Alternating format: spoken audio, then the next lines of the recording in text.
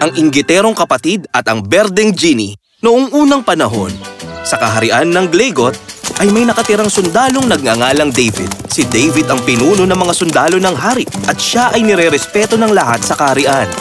Tinitingala siya ng kabataan at ang mga matatanda ay gustong magkaroon ng anak na gaya niya. David! David! David! Maraming salamat, David. Napakabuti mo. Kapag lumaki ako, gusto ko maging kagaya mo. Mahal ng lahat si David, maliban sa kanyang kapatid na si Danis. Si Danis ang nakababatang kapatid ni David at naiinggit ito sa kanya. Isa siyang duwag at di gaya ng kuya niya, hindi siya gaanong gusto ng mga tao. Samantalang si David ay mahal ang kanyang kapatid. Danis, kumain ka na ba? Ay nako, wag mo nga akong alalahanin. At pwede ba sarilinin mo na lang yung peking pag-aalala mo? Pero ayaw makinig ni Danis.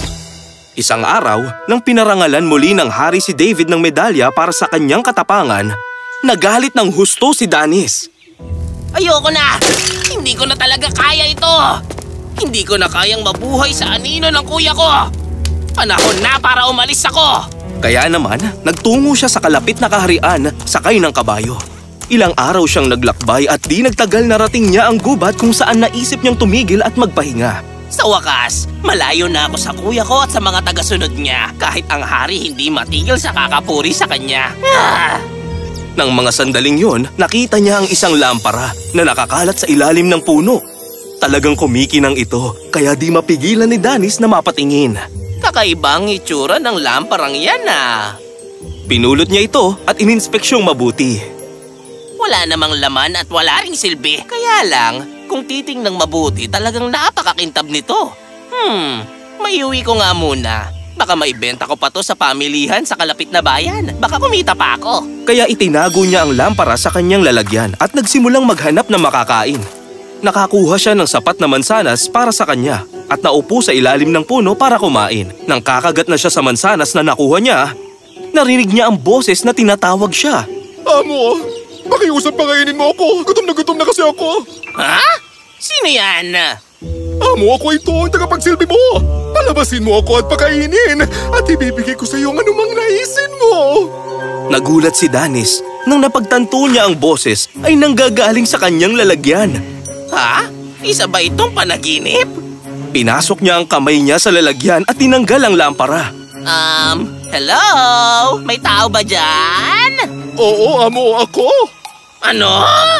Amo, huwag ka mag-alala. Tagapagsilbi mo ako.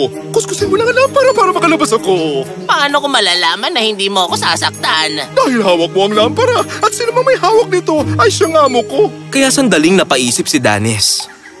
Kung ganon, hindi naman masamang subukan. Kaya kinuskus niya ang lampara at biglang may lumabas ditong makulay na usok. Ang usok na ito ay biglang naging berdeng genie. Nagulat si Danis sa nakita niya. Amo, maraming salamat sa pagpapalaya sa akin. Gutom na gutom ako. Pwede bang akin na lang yung mga mansanas? Ha? Sige lang. Sandaling pinanood ni Danis ang genie na kumain ng mga mansanas. Hinimas niya ang kanyang tiyan at saka dumighay. Pasensya na. Ew! Ngayon, amo, sabihin mo anong kahilingan mo at tutuparin ko ito para sa'yo. Igawa mo ako ng bahay na puno ng kayamanan sa buong mundo na kahit ang hari ay wala nito. Masusunod, amo. At kaagad, mula sa makapal na usok, lumitaw ang isang magandang bahay. Mukha itong kulay ginto at ang mga ibon ay humuhuni sa paligid nito. Wow! Ang galing naman yan! Ano pang kahilingan niyo, amo? Gusto kong dalhin mo sa akin si Prinsesa Lana. Pero amo, ibig sabihin ng dudukutin natin siya. Sigurado ba kayong talagang gusto niyong gawin ko yun? Oo, syempre naman. Ito lang ang tanging paraan para makapaghiganti sa kapatid ko. Dahil mahal na mahal niya ito.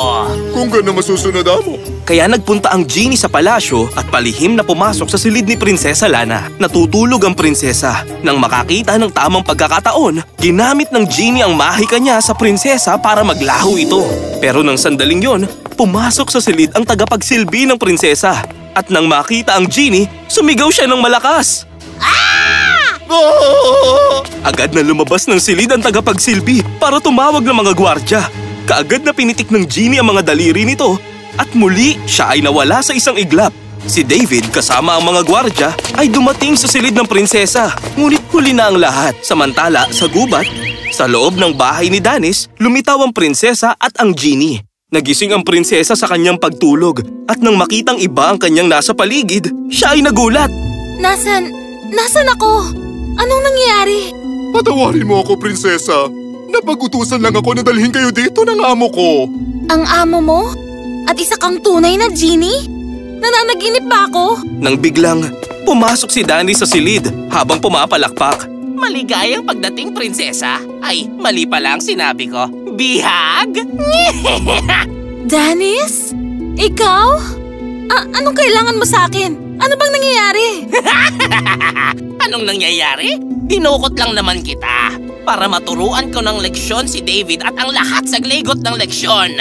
Anong leksyon? Ano bang pinagsasasabi mo? Samantalang sa kaharian, napakalungkot ng mahal na hari. Huwag kayong mag-alala, kamahalan, dahil ibabalik ko ang inyong anak. Pero paano mo yun magagawa, David? Isang genie ang dumukot sa mahal na prinsesa. Sa pamamagitan ng bagay na ito. Ipinaliwanag ni David ang tungkol sa kanyang kompas na kayang humanap sa mga kakaibang nilalang. Base dito sa direksyon na itinuturo ng kompas, siya ay nasa masukal na kagubatan ng albaan.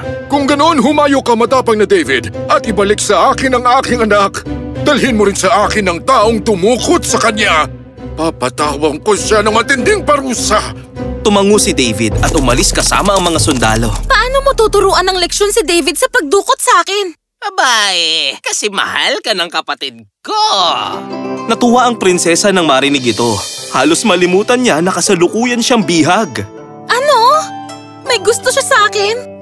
Alam mo bang matagal na panahon na akong may gusto sa kanya?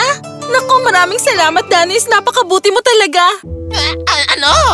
Ako? Mabuti? Hindi ako mabuti. Ano bang sinasabi mo? Ako si Danis, ang amo ng mga genie.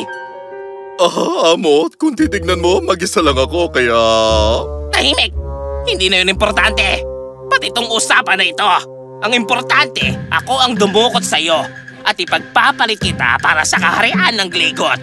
At kapag ako na ang hari, ipakukulong ko si David at magiging masaya habang buhay. Danis, pwede ba? Mag-isip ka nga. Ikaw ang pinaka nakakakilala dyan sa kapatid mo. Sa palagay mo, matatalo siya sa'yo at sa berdeng taong to? Hoy, magpakita ka ng respeto. Di ba dinukot mo ako sa amin habang natutulog ako? Kaya ikaw ang magpakita ng respeto. Patawarin mo ako. Anong nangyayari dito? Kung ganun, magkaibigan na kayo? Ano ba? Nasa misyon ako!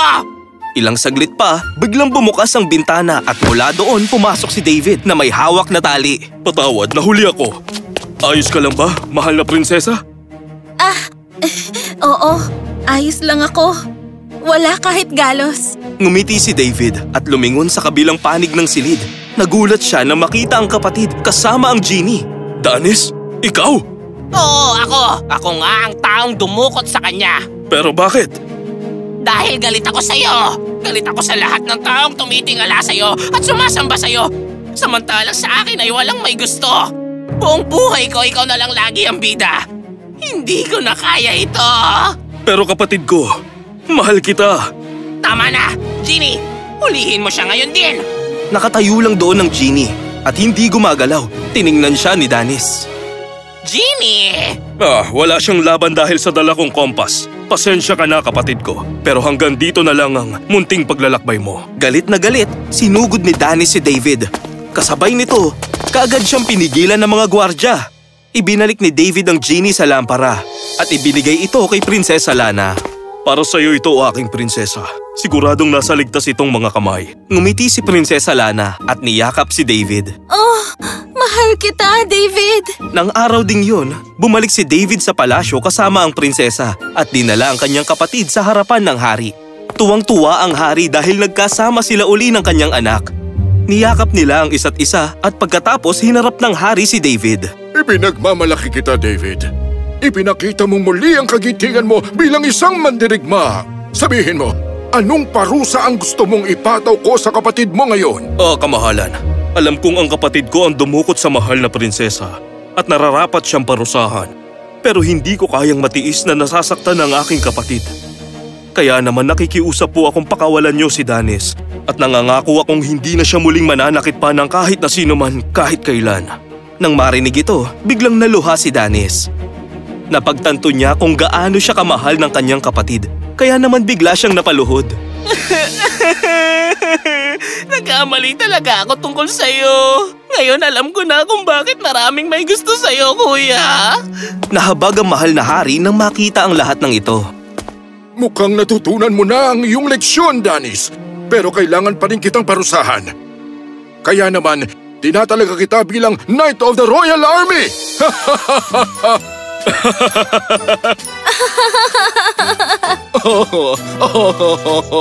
Sa isang marangyang seremonya, nagpakasal sina David at Prinsesa Lana. Masayang-masaya si Danis. At, para naman sa Genie, hayon, pinalaya siya ni Prinsesa Lana. Pero pinili pa rin itong manatili sa kaharian para magturo sa mga bata tungkol sa kahalagahan ng kabaitan. Wakas.